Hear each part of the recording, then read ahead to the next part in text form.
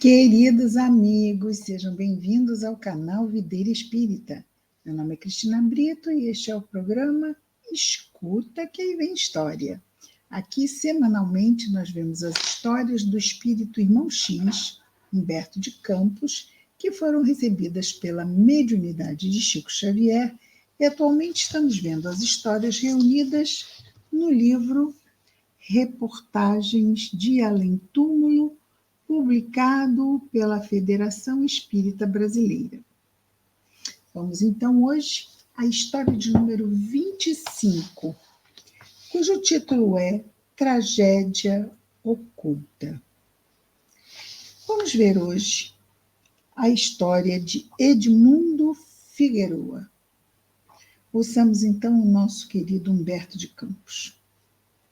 Nos últimos anos da existência, meu velho amigo Edmundo Figueroa deixara-se absorver por imensa preocupação.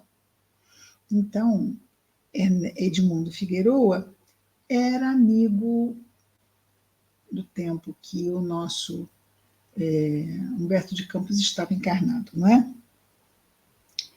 Convencera-se, qual era o problema das preocupações de Figueroa? Convencera-se da vizinhança da morte certa, ou seja, ele estava sentindo que não tinha mais muito tempo de vida. Desejava conformar-se, mas doía-lhe fundo a ideia de ficarem a esposa e as duas filhas relegadas no tumulto das lutas materiais. Acumulara fortuna sólida, esforçara-se anos e anos por juntar recursos financeiros com vistas ao futuro e conseguira vencer nesse capítulo de haveres materiais, não é? Nesse capítulo da experiência terrestre. Então ele venceu, ele conseguiu ser um homem muito bem-sucedido e deixar a família muito bem provida de bens materiais. Entretanto, era demasiado sensível para manter-se calmo nas circunstâncias difíceis. Ou seja, ele tinha uma tendência grande à exasperação. Profundamente aferrado, ou seja, preso, ligado ao ambiente doméstico, não sabia como afastar-se da convivência familiar. Então, ele estava assim, e agora? Morro, não me afasto daqui. Complicado. A enfermidade longa dispusera-o a meditações graves e tristes. E embora a companheira, sua esposa, fosse extremamente gentil, Figueroa permanecia intimamente alterado, tenso, exasperado. De quando em vez, o velho Noronha, um amigo encarnado do nosso Figueroa, de quando em vez o velho Noronha, veterano espiritista daquele remoto vilarejo nortista, agora não sabemos se é nortista do estado ou nortista do país, não é? Vinha visitá-lo interessado em esclarecê-lo. Edmundo, dizia solícito o Noronha, você deve convencer-se, porque ele era espírita. Estava lá o amigo próximo à desencarnação, com as dificuldades de pensar em afastar-se da família.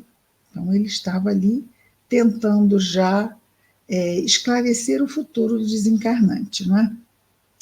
Edmundo, você deve convencer-se de que a decadência orgânica é caminho indicado a todos nós neste mundo. Tá? Todos ficaremos, em algum momento, idosos ou não, não é? Doentes ou em mortes acidentais ou trágicas. Fato é que chega o momento de partir, não é? Mais tarde ou mais cedo, precisamos desfazer os laços. retificar atitudes espirituais. Que é o corpo, senão a veste mutável da criatura imortal? O doente olhava atencioso para Noronha e respondia firme: compreendo a lei que é para todo mundo, que não se pode mudar, que nos rege os destinos. Entretanto, o pai dedicado não poderia abandonar o reduto doméstico sem resistência. Se somos compelidos à defesa contra ladrões, por que não combater a morte? Não faz muito sentido, né? Mas sigamos o entendimento do nosso Figueroa. Não será a morte, porventura, o derradeiro, ou seja, o último ladrão a roubar-nos a vida? Não duvido que as transformações sejam fatalidades necessárias. Todavia, mesmo em espírito, continuarei ao lado da minha mulher e das filhas. Então, quando a mulher ou o homem, diante da viuvez, continuamos ligados pelos laços do casamento? Não, os laços de casamento se desfazem na morte. Temos no sacramento da Igreja Católica do casamento, não é? O final que eu gosto muito. Até que a morte os separe. Nosso Noronha vai falar sobre isso, não é? O doente, então, ansioso, dizia exatamente isso, que não ia sair dali. Morreria, mas ia continuar ali. Se somos... Sim, ele já tinha falado, não é do ladrão. Ah, sim, já vimos isto. Então, Noronha continuava explicando as situações do além-túmulo, de acordo com as experiências das reuniões mediúnicas que participava, o que os espíritos vinham falar das suas desencarnações, de como se encontravam no mundo espiritual. Edmundo escutava e respondia. Suas opiniões muito me confortam. Chama de opiniões, e não realmente informações. Mas, de qualquer forma, quando me desprender do corpo, velarei no ambiente doméstico, ou seja, vai continuar ali como se estivesse a tomar conta. Mas é só perturbação, né? Até porque nós não temos sequer estatura espiritual para tomarmos conta de alguma coisa aqui. Acabamos sem querer, fato, perturbando. Então, suas opiniões, Noronha, me confortam muito, mas eu vou ficar por aqui mesmo. Enquanto o Criador me renovar energias, ou seja, enquanto ele tiver força, ele fica ali, não vai desistir. Não me deixarei, não deixarei que essa ideia me abandone de forma alguma. A ideia era ficar ali, mesmo morrendo, ficar ali. E ele estava decidido a não mudar de ideia. O Noronha percebia que a conversa não deveria continuar naquele tom de morte, né? Porque eles estavam morrendo, estavam falando de morte, pesado. E ele, então, resolveu mudar de conversa. Aí, dona Rosalina, a esposa de Edmundo, moça relativamente ainda, se aproximou e, então, a conversa conseguiu tomar novos e menos tristes rumos. Falavam de política, de costumes, de esperanças no futuro. Os cuidados da companheira, porém, não conseguiam muitos bons resultados no sentido de fazer com que ele melhorasse. Por mais que ela cuidasse, ele continuava decaindo na resistência orgânica, estavam morrendo. E até que chegou o dia em que o enfermo querido, Edmundo Figueroa, se transportou para a outra margem do rio da vida, sem qualquer bagagem material, tal como viera ao encarnar, como todos nós, exatamente como todos nós. O quadro doméstico, nessa emergência dolorosa, não podia deixar de ter os gemidos, as lágrimas, os protestos de eterno amor e de saudade eterna. As coroas de flores, não é, preciosas, que rodeavam o cadáver, davam à cena triste tonalidade de fim fulgurante. Como se ficasse assim, muito bonito, aquelas coroas de flores em volta do caixão. Ninguém se referia a Edmundo senão com palavras santas e gestos solenes. Lembravam suas atitudes, suas virtudes, os exemplos de carinho e de solidariedade. Até os velhos inimigos da política municipal descobriam-lhe qualidades superiores até então ignoradas. Não eram citadas, mas morreu, não é mais um rival político, já pode ser elogiado, não é? Pouco depois dos funerais, Figueroa acordou tomado de surpresas angustiosas. Acordou lá no mundo espiritual. Compreendeu sem dificuldade a transformação que se operara nele. Atingira outra modalidade de vida. A morte atirara-o a lugares diferentes. Mas o apego ao lar era tamanho que não pôde ouvir amigos velhos e atentos à sua espera. Então ele abriu os olhos, viu lá os amigos do tempo de encarnado, a recebê-lo carinhosamente, mas como se nada do que eles dissessem fizesse sentido para ele. Ele não queria ouvir nada daquilo.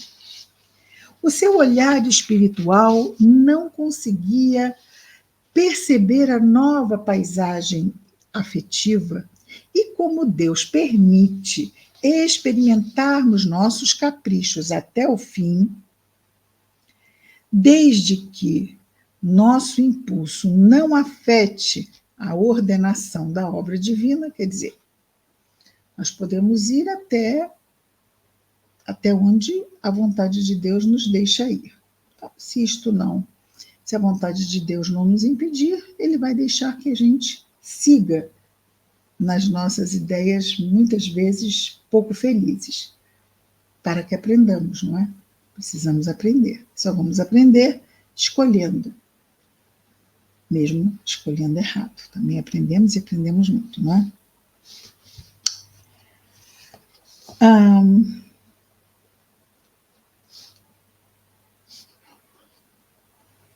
E aí o que é que aconteceu? O Figueroa, ele, diante daquela enorme vontade, quando nós estamos desencarnados, o nosso pensamento ele vai dirigir-nos. Nós vamos para onde o nosso pensamento está. E como ele começou a pensar no lar, naquele impulso danado, voltou Figueroa imediatamente ao ninho doméstico. Espantado, surpreso, saiu de lá, do hospital onde estava, na colônia, o posto de socorro, e de repente, porque ele queria ir para casa, Deus não se opôs e ele se viu em casa.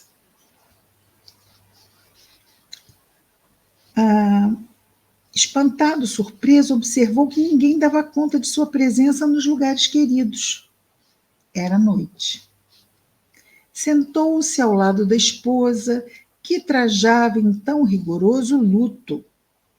Naquela época, vamos lembrar que este livro é de 1943, tem 81 anos que foi escrito. Então, há 81 anos, a viúva guardava luto fechado.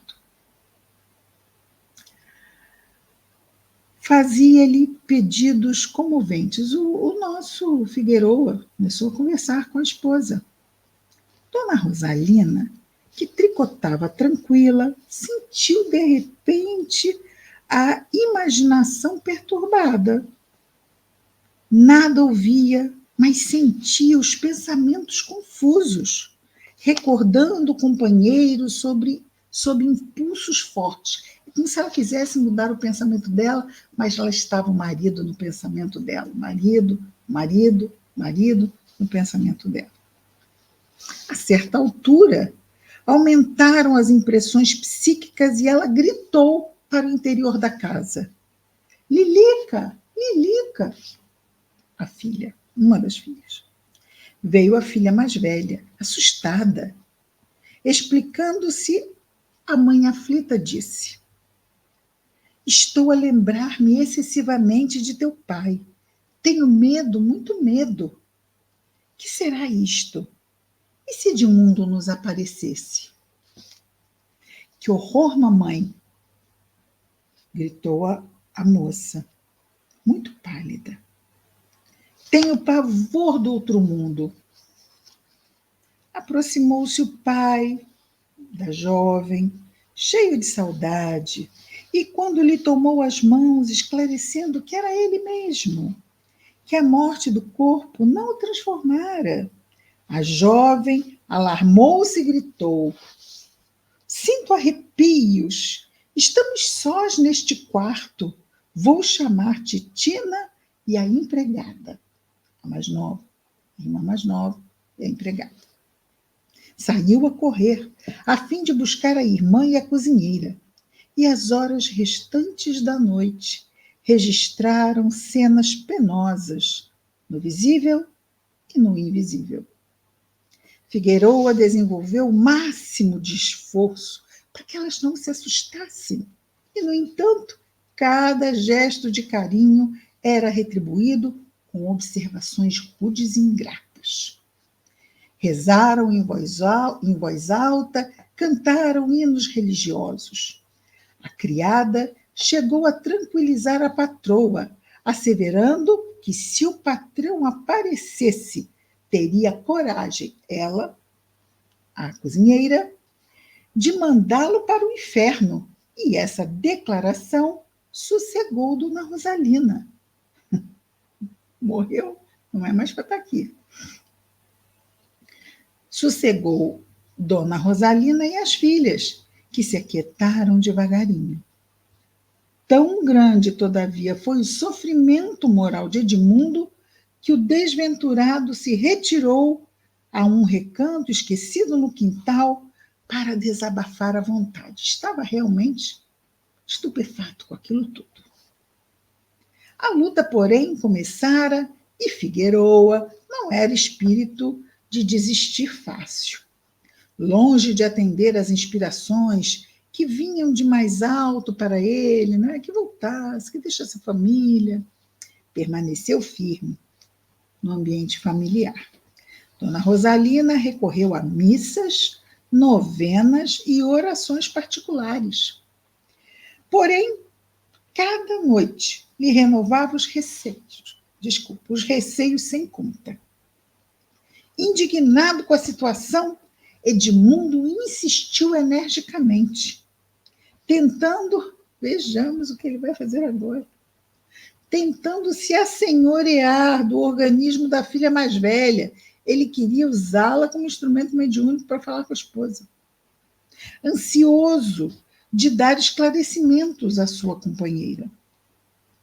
Mas a moça, exibindo singulares perturbações nervosas, apenas lhe assinalava a presença em gritos altíssimos e totalmente desequilibrados. É meu pai, estou a vê-lo. Ó Deus, tende piedade de nós. Nossa, tadinha. E aí, parecendo com aquele olhar de loucura, prosseguia com um tom mesmo impressionante.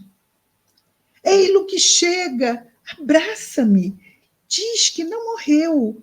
Tenho medo. De onde vens, papai? Não estás, porventura, com Deus? Ai, eu morro, eu morro. Dona Rosalina, aterrada, assustadíssima. Chamou o médico e este lhe deu injeções violentas para acalmá-la, não é? Aconselhando a internação em casa de saúde da jovem. Edmundo vê a oportunidade perdida. Não conseguiu. Olha, já perdeu o bom senso, expondo a menina a isto tudo. E ele que queria ficar ali para proteger, mas não conseguiu protegê-las dele, não é? Nada mais conseguiu senão deixar a filhinha amada prostrada. A situação complica-se cada vez mais.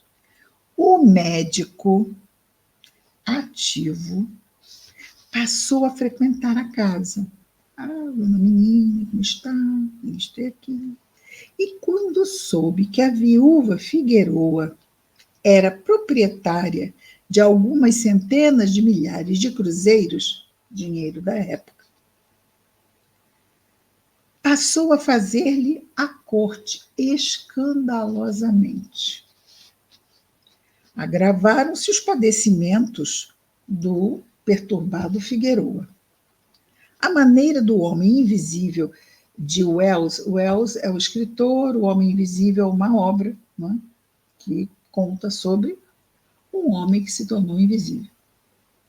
Então, a maneira do homem invisível, o mísero passava o tempo a gritar, gesticulando a esmo, sem que ninguém o notasse em casa, observando que o segundo matrimônio de Dona Rosalina era fato a consumar-se em breves dias, acentuou-se-lhe a desesperação. Voltou novamente a influenciar a filha, obrigando-a então a recolher-se ao leito por mais de 2 meses. Nas primeiras crises nervosas, alarmara-se extremamente o coração materno. Ele fez isso para tentar o quê? Evitar que a viúva casasse de novo. Dona Rosalina chamou o padre para exorcizar aquele espírito que estava fazendo a menina sofrer tanto. E como não bastasse a providência, requisitou ainda que Noronha, o espiritista, que trabalhava em reunião mediúnica, fosse lá doutrinar o espírito. Quanto mais se multiplicavam tais medidas, pior se tornava Edmundo, levado por enormes angústias. Chegado, porém, o dia das segundas núpcias da viúva Figueroa, meu velho amigo Cantidiano procurou-me com intimação afetuosa. Cantidiano era um antigo colega de escola do nosso Figueroa. Então, foi falar com Humberto. Humberto, providenciaremos hoje nova situação para o Edmundo. Se as coisas continuarem no pé em que se encontram, não sei até onde poderá ir este infeliz. Causando até, não é? Situação, sabe-se lá o que, naquele lar. Pus-me, diz Humberto de Campos, pus-me à sua disposição e nos aproximamos do velho companheiro. Depois de enorme esforço, conseguimos que o desventurado nos avistasse. Enorme esforço, porque a vibração dele estava tão pesada, a vibração dele estava tão pesada que não conseguia ver os amigos. Continuando. Estava em condições de meter pena ao coração mais endurecido, o nosso Figueroa. Quando deu conosco, ou seja, quando os viu, o Cantidiano, um nome difícil, Cantidiano e o nosso Humberto, quando deu conosco, correu ansioso ao nosso encontro, abraçado a Cantidiano, seu amigo colega de letras primárias, desenrolou as desditas, não é? Suas frustrações de 2 anos. Ele estava há 2 anos ali, perturbando aquela mulher e aquelas 2 meninas. 2 anos de incompreensão, ele ainda se sentia incompreendido, causando tanta perturbação e ainda se sentia incompreendido. O amigo Cantidiano escutou pacientemente e falou bem-humorado. Mas afinal, que queres? Rosalina casar-se-á hoje pela segunda vez. Tuas filhas terão padrasto. Mas olha que há maridos e meninas sem número, ou seja, muitas nessas mesmas condições. Sei bem, disse o nosso Edmundo, bem tristinho. Mas a ingrata da minha mulher teve coragem de chamar o sacerdote para excomungar-me. E até o Noronha, veja bem, o Noronha veio doutrinar-me a seu chamado, ao chamado da viúva. Poderá você compreender tudo isso? Tipo assim, olha só o que eu passei. Mas se expôs a isso tudo, não é? E notando o sorriso manso de Cantidiano, acrescentava. Continuava a dizer o nosso Edmundo. Edmundo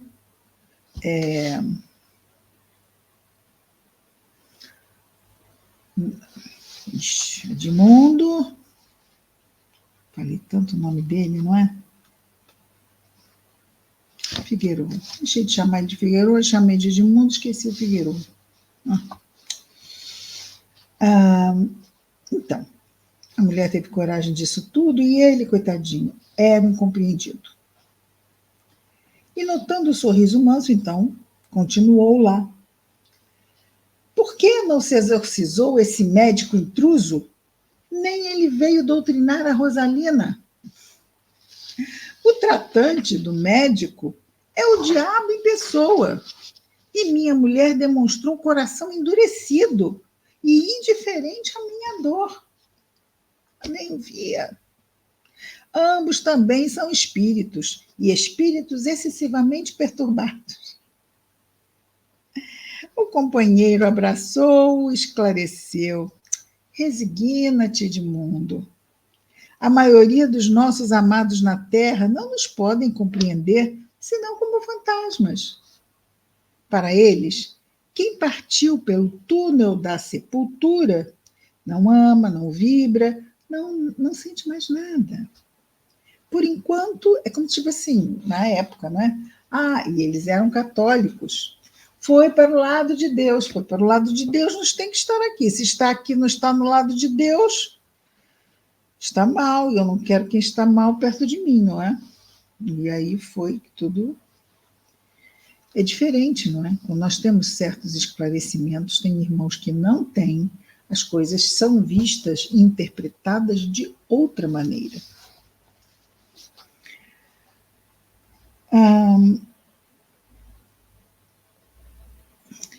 Esperemos, disse ele ainda, não é? O nosso Noronha não, perdão, o Cantidiano.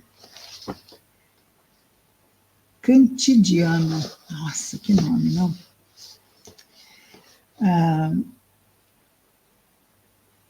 Esperemos o crescimento mental das criaturas, é indispensável nos conformarmos aos desígnios divinos.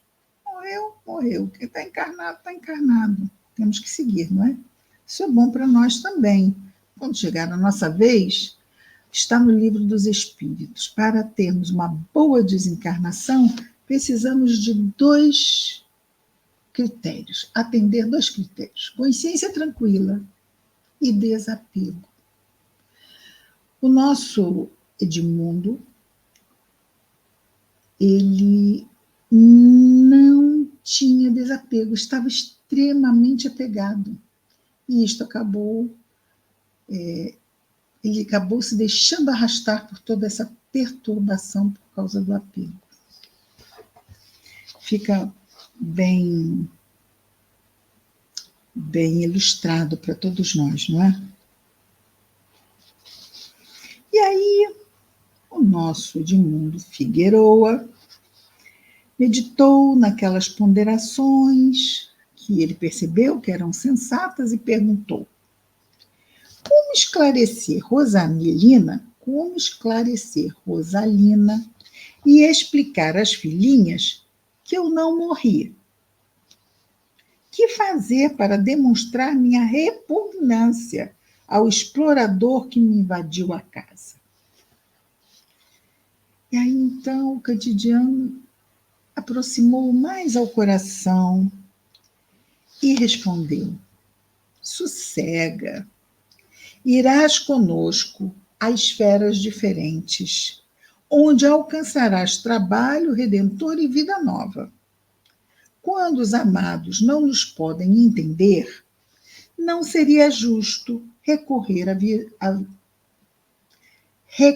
violência. E ele lá ficou 2 anos, forçando uma situação que, obviamente, não teve nenhum resultado. Só serviu primeiro para trazer para a casa dele essa criatura, e para deixar a filha mal, e para deixar a mulher extremamente, vamos dizer assim, preocupada com a filha. E é claro, não é? Uma mulher com 2 meninas, aparece um médico, e ela lá, não é? Se interessou, até porque naquela época as mulheres sentiam segurança quando se casavam com uma pessoa e entregavam tudo mesmo para que os maridos administrassem. Fato é, que é isso aí que acontecia. É um outro tempo hoje, mas isso não deve nos criar espécie, não estranharmos isso. Sim, faz parte da nossa história, faz parte, é assim que era. E ainda hoje, não é? Existem relações abusivas, ainda hoje existem situações que não deveriam existir, mas ainda existem, nós sabemos disso. É preciso, então, continua o Candidiano, entregar os nossos bem-amados que ficam encarnados à vontade de Deus e partir no rumo a novos caminhos, no rumo de novos caminhos. Teu apego ao lar só resultou, sabemos, que se deu por sua louvável dedicação ao lar, que Deus abençoa, mas a tua casa não conseguiu continuar a teu lado. Claro, assustadas todas, até a cozinheira, após a morte do corpo. Dada essa impossibilidade, da qual não tens culpa, sim, elas não tinham preparo nenhum para lidar com essa situação. Tua tarefa de esposo e pai está terminada. Ele fez o que era para ser feito enquanto estava encarnado. Para recomeçar, quer dizer, a de esposo e pai terminou. Agora, na nova fase, ele seria o quê? Irmão das 3. No amai-vos uns aos outros. Compreendeste? E para finalizar mais simplesmente, acrescentou sorrindo. Candidiano. A mulher, o médico e as filhas serão protegidos de Deus, esclarecidos pela vida e, sobretudo, não te esqueças de que hoje ou amanhã eles serão igualmente fantasmas para os que ficarem no mundo.